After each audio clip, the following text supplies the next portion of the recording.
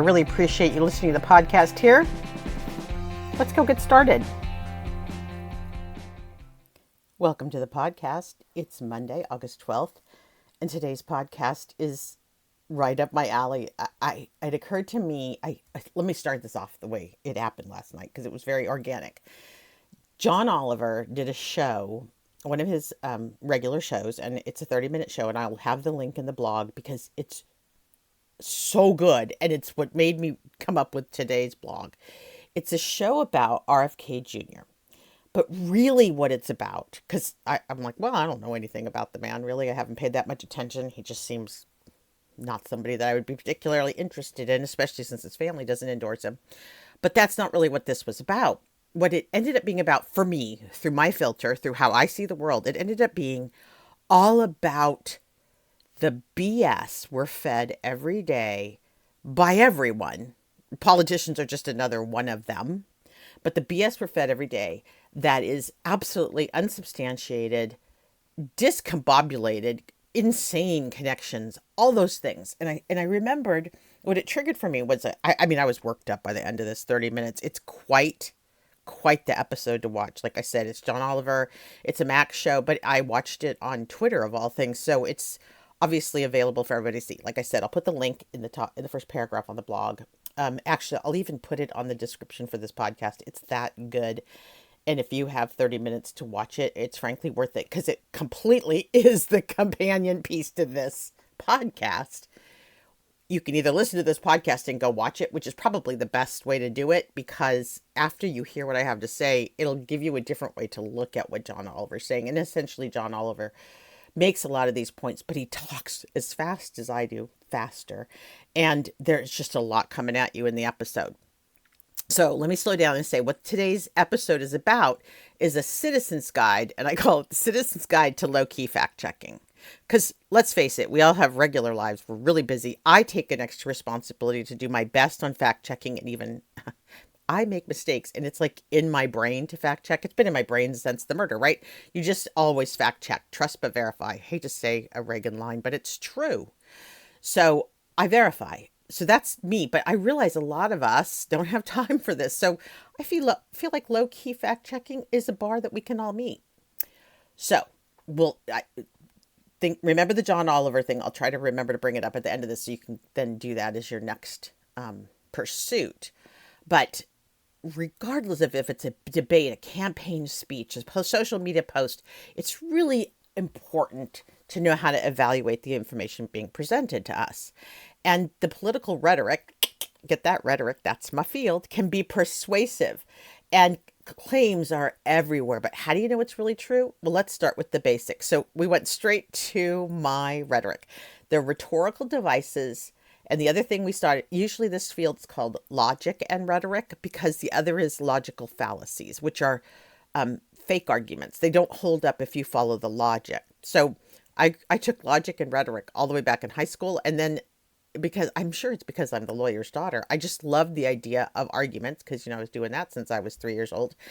And using the rhetorical devices that I've learned and the ones we all know to influence. I mean, it's perfect for marketing, right? This is exactly what I do, except even in my marketing, I try not to be ridiculous. I might stretch. I don't necessarily stretch the truth. I stretch the level of enthusiasm. Because let's face it, cybersecurity, it's hard to work up a lot of enthusiasm around cybersecurity. So here we go. First, the rhetorical devices and red flags. So these rhetorical devices are things that come up a lot in political arguments, but are the minute you hear them, I want you to know the BS is flying. The first is superlatives. Those are words like greatest, worst, or best ever. It's like when somebody says, "You never let me talk." And you're like, no, you're literally talking right now. So you can't say, I mean, that's actually what makes comedy, right? Using superlatives to point out irony and excess and that kind of thing. That's when superlatives are fun. So when someone says this is the greatest product ever made, it sounds impressive, but there's literally no evidence or comparison to support the claim. So anytime you hear ever, the best, the most, the whatever, it's just junk. It's junk junk words, junk garbage, junk everything. Because if they were capable of constructing the argument, they wouldn't waste their time with the superlative. They would say this shows over that. They would actually make the logical argument. The next is a Jen Carroll special. It's hyperbole.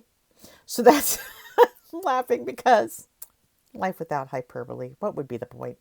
That is when extreme exaggeration is used to elicit excitement or fear. But again, it doesn't have proof. This event will change your life forever. Sure, it's a bold statement. What does it even mean? And the truth may not be as dramatic. Like, you might get heat stroke or you might get COVID. Like, what the heck? Hyperbole. So hyperbole is super fun. And when you're doing it for fun, have a good time. But if you're doing it to convince someone to believe something, saying something using extreme exaggeration is only temporarily persuasive. That's the same with superlatives. They are temporarily persuasive, but they have no legs. There is nothing to stand on, which brings us to the third kind of rhetorical device, which is a false dichotomy. And boy, does John Oliver talk about this a lot in that analysis of content he does. The false dichotomy is an either or fallacy, meaning fallacy being fake.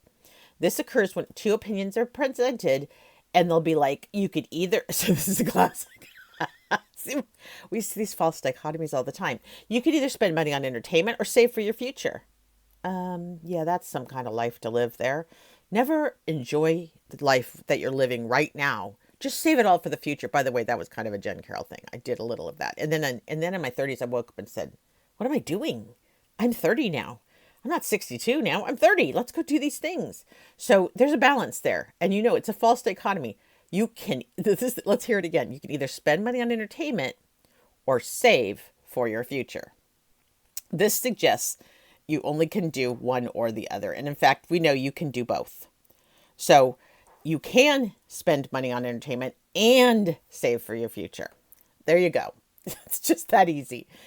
Two more. The next one is an ad hominem attack. And I actually had to go look up what the Latin was for ad hominem because it means to the person or against the person. And what an ad hominem, fancy name, attack is when someone attacks the person making an argument rather than addressing the argument themselves. This is so classic.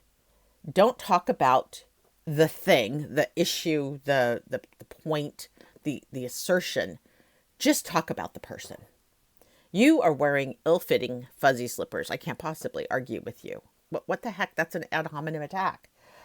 You shouldn't trust his opinion on anything. She's never been successful. Yeah, I misgendered on both of those because I don't want to be biased here. But you shouldn't trust the opinion on this. This person has never been successful. That doesn't mean anything. Their opinion has nothing to do with whether or not they've ever been successful. Get this? So it's an ad hominem attack. Takes you off the topic and makes you focus on the person. And then the last is an appeal to authority. This one drives me crazy. But then I've been anti-authority my whole life. Like when you have an authoritative dad like I did, although, this is interesting, he was an authoritative dad, but he was a lawyer. So he would tell me what to do, but I was allowed to argue.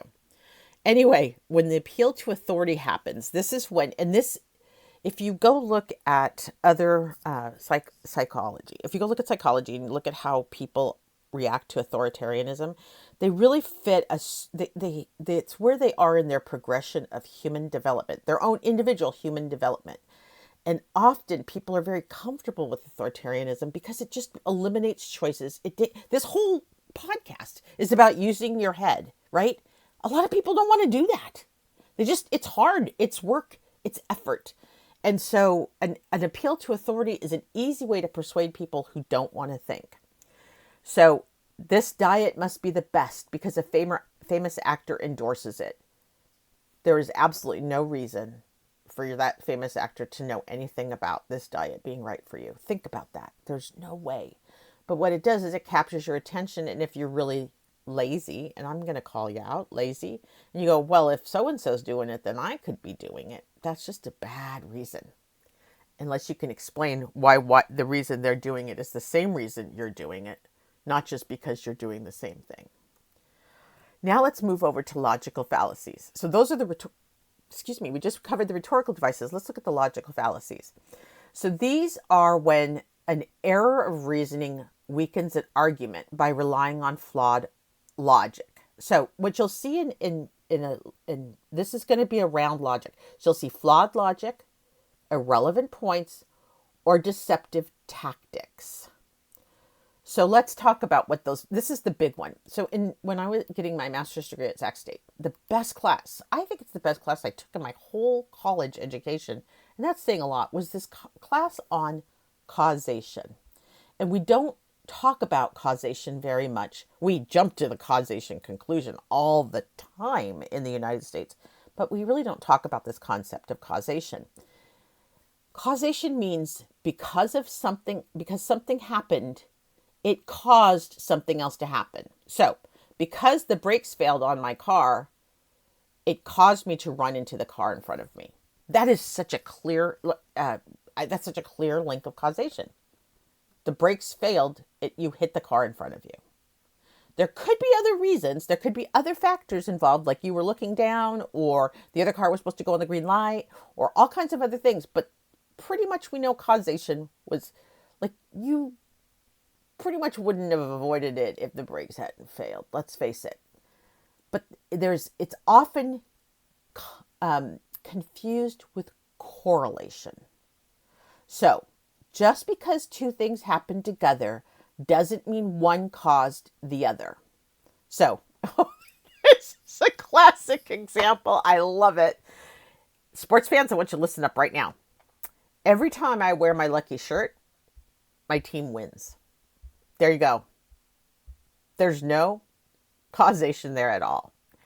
You could possibly see there's a correlation that's accrued over time, but I'm going to ask you to go check your data because I suspect that's not really true. It just feels like it because you have bias. But there's no way you not wearing your lucky shirt caused your team to lose or win. It just doesn't. Oh, I'm laughing because my best friend from life, Sandra, if you're listening to this right now, your Niners shirt, I'm sorry. I know you love the Niners.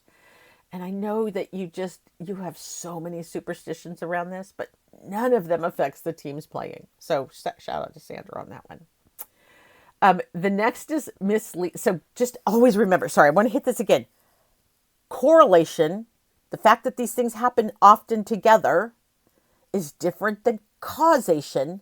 Just because they happen together doesn't mean you're causing anything to happen. And arguments all the time jump to causation. And you need to be skeptical every time. Proving causation is hard. That's what I did in that class. Proving causation, you have to just go down and down and down.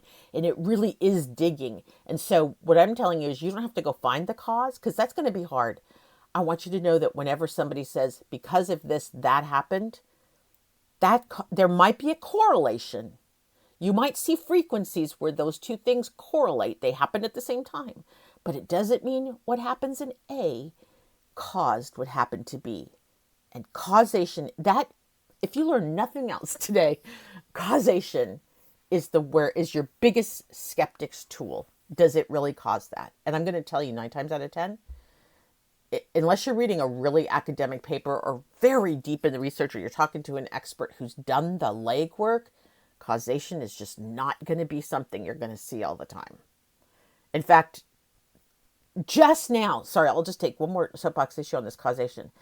Just now, they're starting to put together long COVID patterns to truly understand how COVID-19 is causing long COVID. We know there's a correlation between getting COVID 3 times and getting long COVID, but we don't know the causation, and that's what they're studying, and that's right there. Think about it. Once we know the causation, we can interfere. We can get in there. We can interrupt it.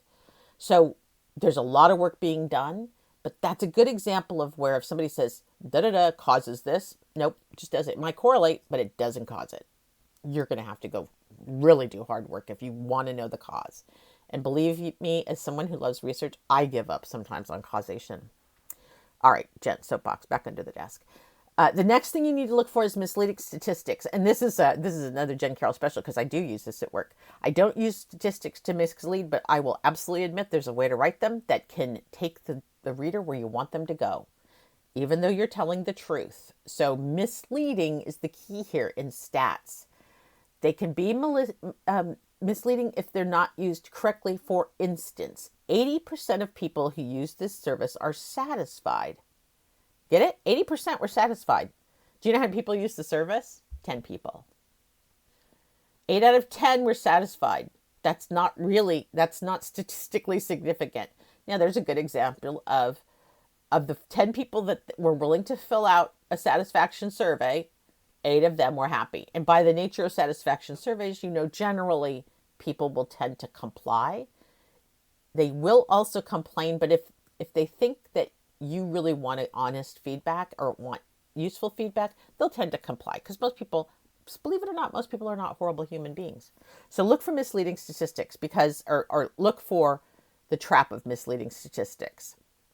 Go check the sample size, which is how many people how many people did they survey? How many people was the total? There's also anecdotal evidence. Personal stories are persuasive, but they don't represent the broader truth. So, Americans are great on this one. We all love our anecdotal evidence. I mean, been there, done that is who we are, right? I was there. I know the truth. This is it. I saw what happened. This is my account. It's interesting because it's even challenging for our true crime followers. It's even challenging how victim testimony and eyewitness testimony works because anecdotal evidence, while delightful, isn't necessarily scientific. So here's a good one. Here's an example. My grandfather smoked every day and lived to 95. So smoking clearly isn't bad for you. No. Your grandpa's an outlier. And if he smoked all the way to 95, I don't know. That's not how it normally works. You are an outlier. So there's where anecdotal evidence, outliers are usually the norm in anecdotal evidence. And the other thing about anecdotal evidence, it's really great if somebody will own it. So if they said, in my experience, that is a super good way to share anecdotal evidence. In my experience, based on what I've seen, then you own it and it's yours and it's not a broad statement about everybody else. The next is the slippery slope. This is when someone argues one action will inevitably lead to a series of cataclysmic negative events, and there is no evidence to support this assertion. So slippery slope goes really well with causation, right? Because this is someone who doesn't give a crap about causation. They're just going to connect the dots with this slippery slope of how one thing connects to another thing, and absolutely, I don't even know if they have a correlation sometimes. They've just made for you a series of laddered arguments that are based on their own fallacious logic. So if you make the first assertion is bad and you build on that, you have built what we like to call your very big house of cards, because essentially it's not stable at the bottom. You didn't base it on anything that was true. So a slippery slope, let me give you an example. If we allow students to redo one assignment, soon they'll expect to redo every assignment, and then standards will drop. It just makes my head explode because it assumes without any proof at all that one action will lead to extreme consequences. Look at that. If we allow students to redo one assignment, standards will drop. God, now I can argue the crap out of that one because there's enough correlation to show that allow students to improve their work actually helps them learn. But I'm not going to argue this point right now because that's a fool's errand and I just like to argue. So we'll move on. Now, here, we're almost done here. I'm going to give you a couple more. Let's go through some of these a little faster here. Questions to ask yourself when evaluating claims. Let's just fire through this because this is really important. Is the source credible?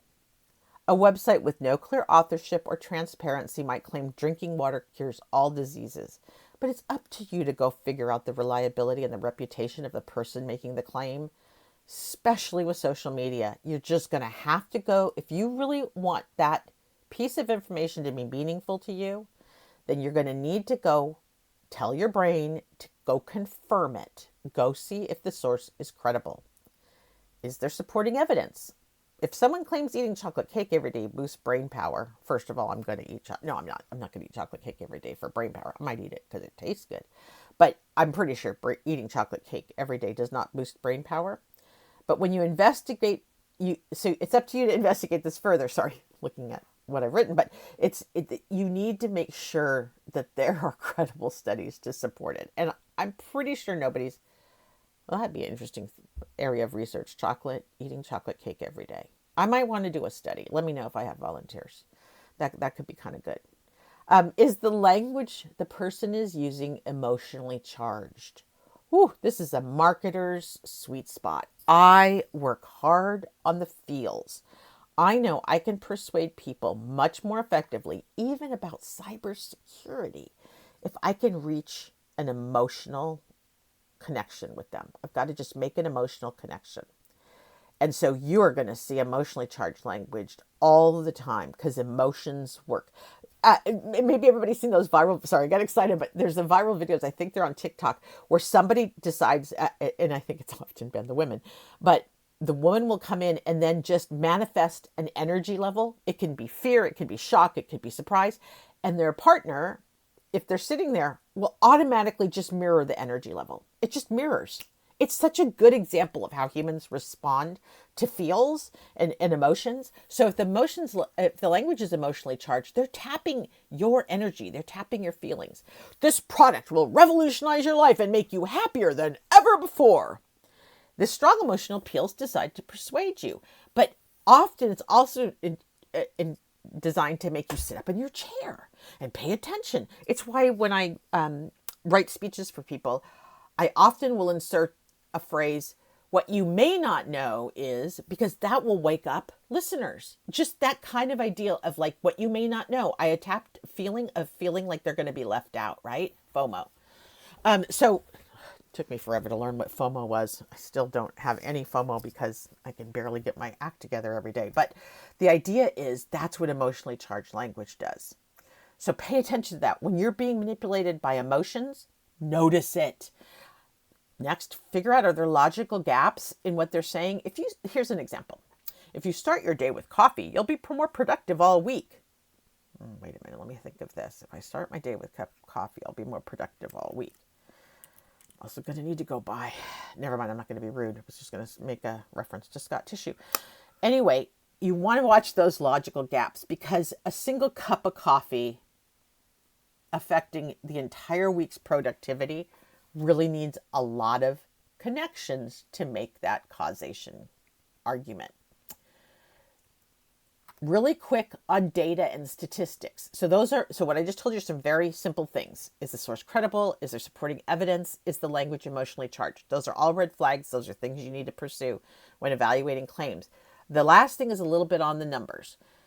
When people are using statistics, so suddenly data comes in, and I love this because I'm writing research reports and stuff. So statistics are important to me. And I'll let you know right now, I failed statistics 13 at UC Davis the first time I took it.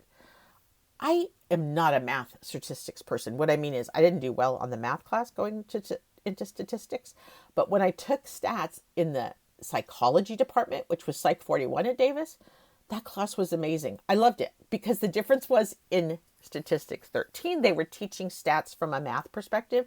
In Psych 41, they taught it about this. They taught it all in this idea of how to understand persuasion and understand influencing and how the data can support you or lie to you. So it's funny to me now in my life that I love statistics, but it's because I love the context and I love how it helps us understand what's going on. So look at your sample sizes. Small sample sizes are crap. They're just crap. And a small sample size is at a minimum anything under 200. I'm going to argue that's still a small sample in a lot of cases, unless the overall population, all the people that have the thing, so all the people that have chicken pox, if the universe is 200 people, 2,000 people, 2,000 people have chicken pox, and you're going to sample 200 of them, that's going to make me feel good. You got a really pretty good statistically significant thing going on there. And by the way, the people who are really good at this will argue with me about how I'm rationalizing this, but it's just, like I said, this is low key. The other is the percentage change versus the numbers. So one of the tricks we use in marketing is we use percentage change, because the percentage changes often can look a lot better than the actual numbers. And here's what I mean. A report might say crime rates doubled this year, but if you look closer, you'll see the number of incidents went from 2 to 4. So it was a 100% increase, but it's from 2 to 4. That is the difference in percent change. Can you imagine the headline? 100% increase in crime. And then you look and you go, it went from 2 to 4. Like, did those two people just do 2 extra crimes? Is it really still just 2?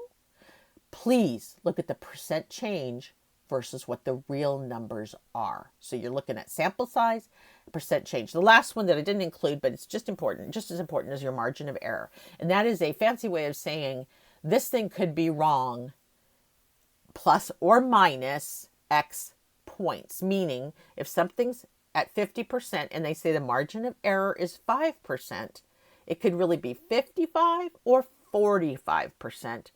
Really, because there is a margin of error, and that's how much you think there might be some skew and going on, or where there might be something that went, that the research might have something that caused a bias, or there's a lot of reasons for margins of error. It's a complicated, but the idea is to read it. When somebody says a margin of error, we're seeing this a lot on polls right now. Margin of error plus or minus 7, that's high. You don't want your margin of errors to be really, really high. 5% is about normal. If it's less, that's really good. That's somebody really worked hard to get those margin of errors down. And if it's higher, that's kind of shoddy. Somebody's just trying to go fast. So those are the things when you're looking at statistics. Small sample sizes, the percent change, and I'm going to add to the blog because I didn't have it in here, the margin of error, because it's really good. It's a really important thing to understand. And I'll put in there what might cause a margin of error, what might influence the margins of error too. So I'll add that. And then, of course, there's the practical tips for fact checking. Super easy. There are fact checking websites out there. So if you don't know if something's true, just say fact check and then put in your question. That's really easy. You can also check multiple sources. I would say that this is really important if the issue is important to you. So go get some other perspectives. And we're going to talk, when we get to talking about issues, which is probably now going to be after the convention, honestly, because I really want to spend time on the issues. This will be an important one to have multiple sources. You'll want to make sure that you understand the issue really well. There's one that came out over the weekend, and even I have to go do this research, and that's around the taxes on tips. So just we'll get into that as well. And then look for original sources. A meme that might claim 75% of adults don't read books, track down that original survey to see what the heck that is really about, and see if that sample is biased or if it represents the general population. So there you have it. It's the Citizen's Guide to Low-Key Fact Checking, and I hope it helps you. I love it. It's super fun. Call me out if you see me make a mistake. And now you have the tools. The blog has all of this listed. If you just want to go grab it and look at it more closely or really understand some of these things, go grab the blog. It should be a link to it. And watch the John Oliver thing. That was my point when it came back to the beginning. It came back to the end. Watch this John Oliver takedown. It's a takedown on arguments. It's a takedown like this podcast. It's a takedown on how to listen to what people are saying and judge them. Thanks for listening. I'll talk to you tomorrow. Thank you for listening to today's podcast. Make sure you subscribe and rate, and I'll be back with another episode really soon.